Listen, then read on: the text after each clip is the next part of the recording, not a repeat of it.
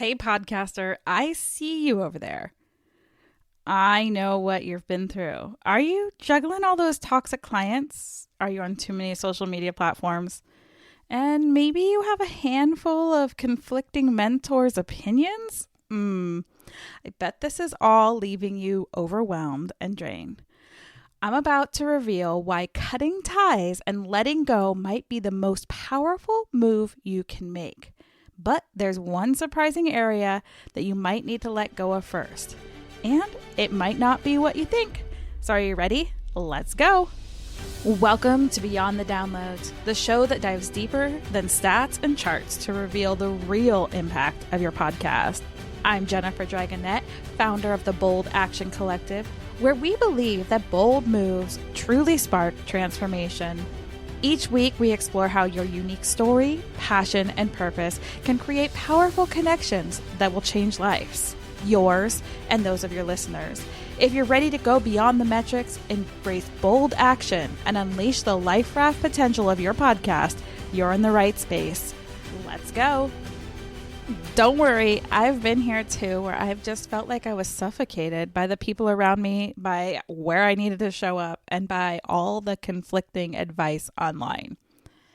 Now, why we're talking about this is because as I left PodFest and had conversations with people after all of the little sessions were done for the day, what I was hearing was pure excitement. People were so ready to go home, repurpose their podcast, start marketing their podcast, start showing up consistently. And you know what happened? Within a week, I had a conversation with a couple of these people, and that wind was knocked out of their sails. This is because there was so much conflicting information and so many shiny objects that they were grabbing at that there was no way that their energy could actually maintain what they wanted to do. That's why in the last episode, we were talking about baby steps, little things that we could do, small 15-minute actions. Because when we bite so much, I hate the saying, you can't eat the elephant in one bite, but I've heard it multiple times. I don't know where it came from. It's terrible, but it's true. If you can eat an elephant in one bite, good for you. I sure can't. So we need to start thinking about letting go as a strategic decision that can actually boost your authenticity and gives you a path to growth. Why it is so important to identify where your energy is, how much energy you have, is because we only have so much to give in a day. And we need to make sure that we're focusing on things that are actually moving our business forward that we can maintain. And especially when it comes to repurposing and marketing and showing up and sharing our gifts, because if we spend so much time and energy on things that don't work, that energy comes through. And if we hate it, it comes through, and people don't buy, businesses don't grow, we don't make the income, so we don't make the impact. So the first thing I need you to do is I need you to really start looking at the energy vampires in your life. This is hard. This has been a big letting go last 12 months for me. What is an energy vampire? This can be toxic clients, draining relationships, or commitments that don't serve you. This can be repurposing your podcast. This can be doing all the different things. In the last 12 months, I have let go of 3 major relationships that left a huge financial stress in my life. I had 2 what I called cash cow clients. They composed 50% of my income, 50%. I let go of one last year. I let go of one this year. But here's what happened. I let go of the one last year, and you know what happened? I got 3 clients in their place.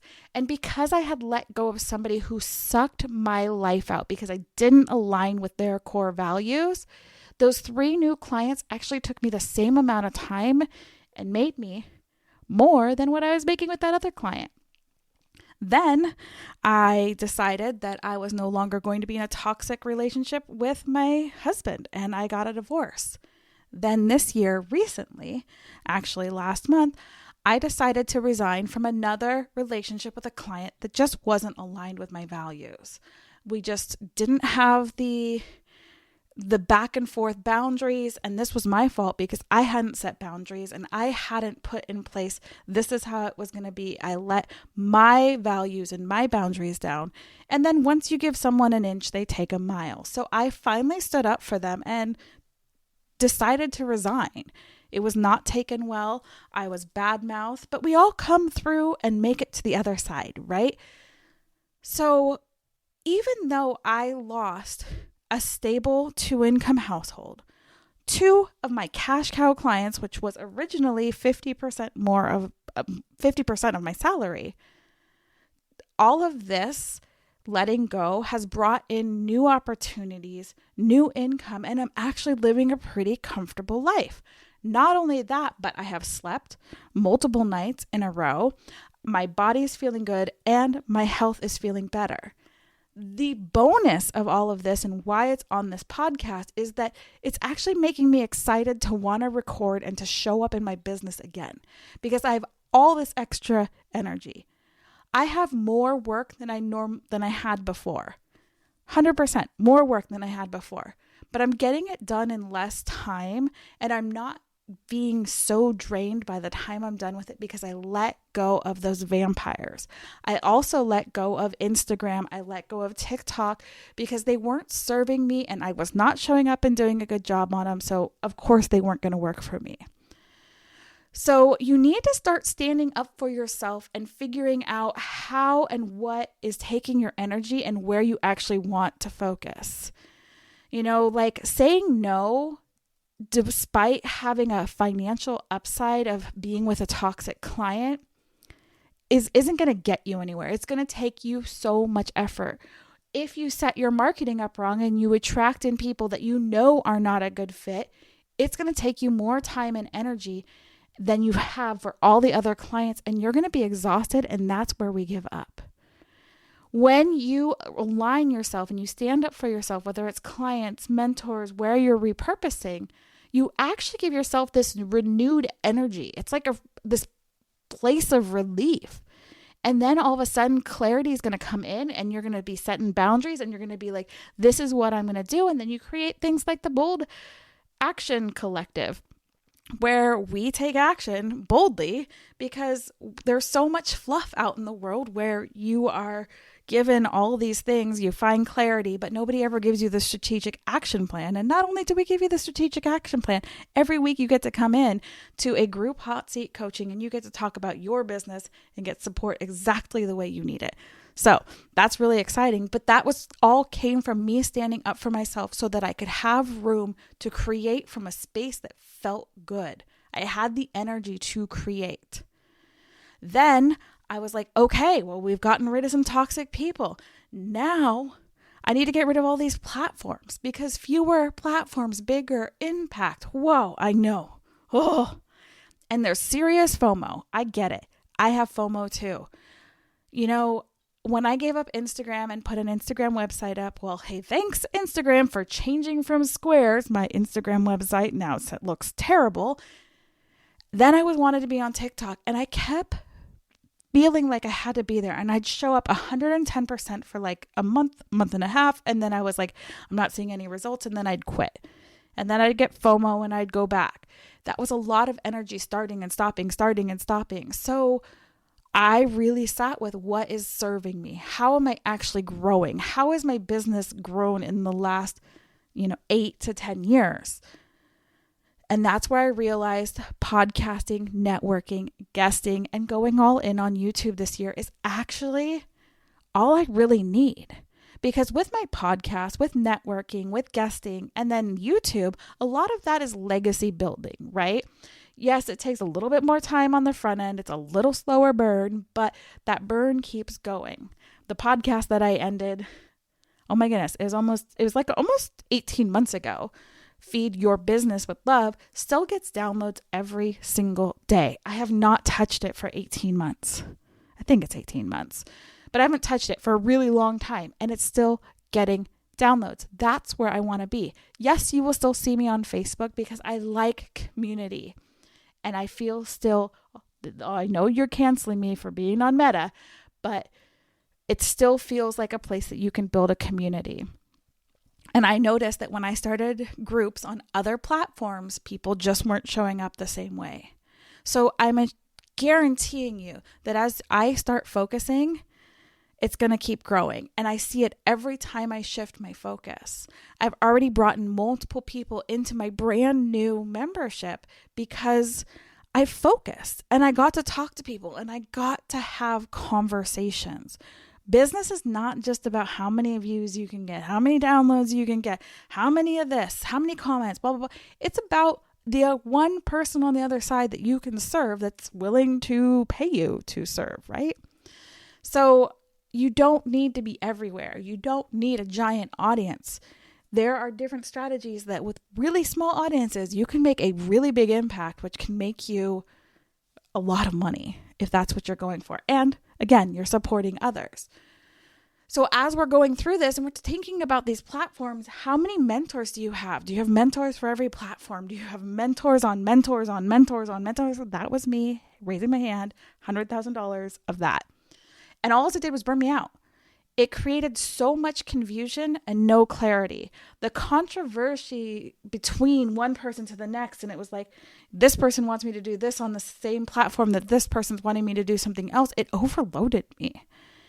And I had too many expert opinions in my mind, which is why I think you should pay for mentoring, because if you're just using Dr. Google as your mentor, you're going to get a lot of conflicting information and it's going to be overwhelming. The fastest way is always to stick with one. So if you are going to do Dr. Google, stick with one person's free options to go through and actually do it.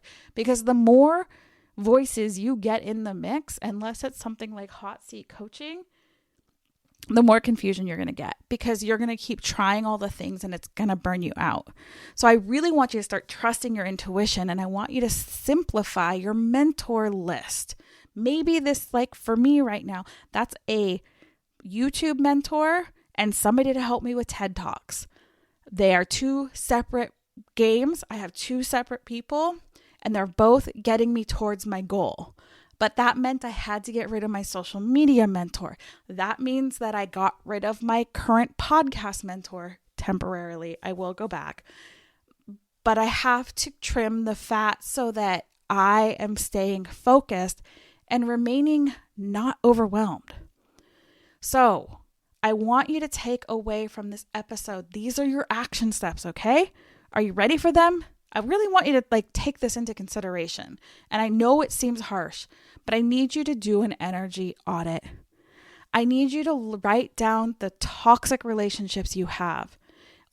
Whether you can cut ties with them or not, is there a way to limit the time with those toxic relationships? Is there a process to get out? It took me from the floor of Costa Rica till my divorce was final. It took me 3.5 years to make the plan to get out. So this might not be something of like, hey, I quit, peace out, and you're done tomorrow.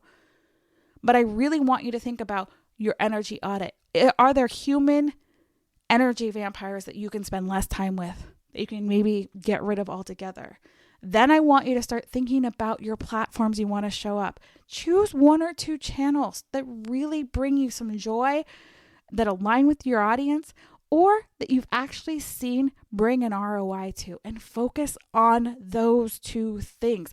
Spend the time, stay consistent, then add one at a time. If you are splattering repurposed podcasts on all the apps right now, let me tell you, especially if it's clips, it's not working, and just stop. Just stop. It's not doing you any good. So really focus on those platforms and that energy that you actually have.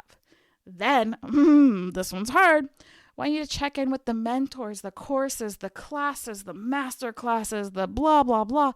What is actually serving you and what is not serving you? What are you missing?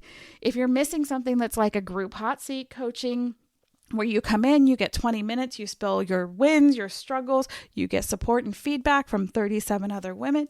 Come join us inside the Bold Action Collective. And that's exactly what it is. We take bold action every week.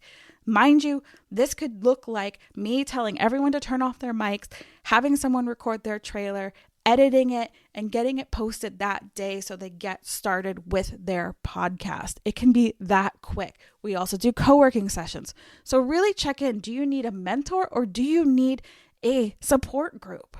Maybe the Bold Action Collective isn't for you.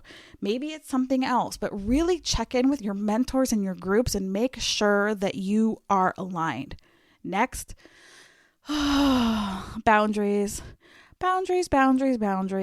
Is there any one clear boundary that you could currently set right now? Maybe this is money, time, personal, emotional. I want you to think of just one boundary that you can start pushing. I tried this with my clients. Hey, I have a 5-day turnaround in my contract that you agreed to. I know for the last 2 years, you've been getting away with a 24-hour turnaround, but I'd like to start having weekends. I am going to start upholding that. That did not fly well because I had let them get away with it for 2.5 years. So my boundary was, okay, we're moving to 48 hours. Then I moved to 72 hours and then the pushback came. And then you have to decide at that point, is that person getting to stay or are they part of that energy vampire audit where you need to cut ties? So really think about like some boundaries that you can set. Maybe it's a boundary with yourself. Maybe you're scrolling too much and you're like, okay, instead of the 3 hours that I'm going to spend scrolling, I'm going to spend 2.5 and I am going to spend 30 minutes on my business in this way. I'm going to spend 30 minutes on my podcast in this way instead of scrolling, and just try to create some sort of boundary. Now, I know this seems like a lot and letting go is hard. It truly is. We are creatures of habit, but it is so needed. I cannot express to you in any words of how much different I feel letting go of those 3 toxic people over the last 12 months. Everything has changed.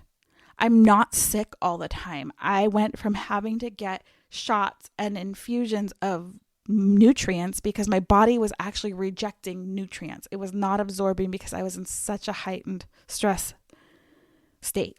Am I still in a heightened stress state? Yes. Is my body perfect? No. But my weight is going down. My sleep, oh my goodness, I used to get 2 to 3 hours of sleep at most. I am getting 6 to 7 hours a night of restful sleep. Everything changes when you release that toxic energy from your life. So I really want you to get a piece of this freedom. And as you do and you let go of these other things that no longer serve you, I promise you, new opportunities will open up. And they'll be like nothing you've ever seen before. It is insane what comes up when you make space. The universe is a vacuum. You move something out, it wants to be refilled. You can choose what it gets refilled with. I want you to know the bravest thing you can do is to protect your energy so you can show up authentically and build your podcast and your business and get your message in the world. We need what it is you have to say. We need your story. Your story could have been the story that saved my life that day. So I really, really want you to take this into consideration. I know this is hard because letting go feels like you failed. Letting go is not a weakness. It's a strategic move that can skyrocket your authenticity, your creativity, your success, your podcast growth, your bank income, your impact with the world. It can do everything. So you might need to drop some things first, and it'll be okay. Maybe you're dropping the fear of missing out. Maybe you're dropping an attachment to a mentor or a person. But you know what? I promise you that holding on to these things is holding you back more than you ever will know. And I really need you to do this. And I know this is a little heavy of a topic for Beyond the Downloads, but letting go is a huge part of rising. We can't rise if we are being drugged down by the things that are just keeping our energy. It's like all those boulders are holding you in the water and you're trying to reach for that life raft to get out so you can get to shore, so you can be able to ship to bring more life rafts to help others. But you can't if you have all the rocks of this toxic relationships, of excess platforms, of things that don't serve you, of too many mentors. It will hold you down. And we don't want that. So With that being said, I really hope that you take into consideration looking at those areas, letting go of some things, creating some boundaries, and setting yourself up for this next level. Because you don't have to take an emotional beating to make money. You don't have to bend the rules and your values to be successful. I promise you that. So go out, make today amazing, because you are beautiful, you are wonderful, you are worthy, you are enough, and your story deserves a microphone and will make an impact in someone's life. So go out and do the thing.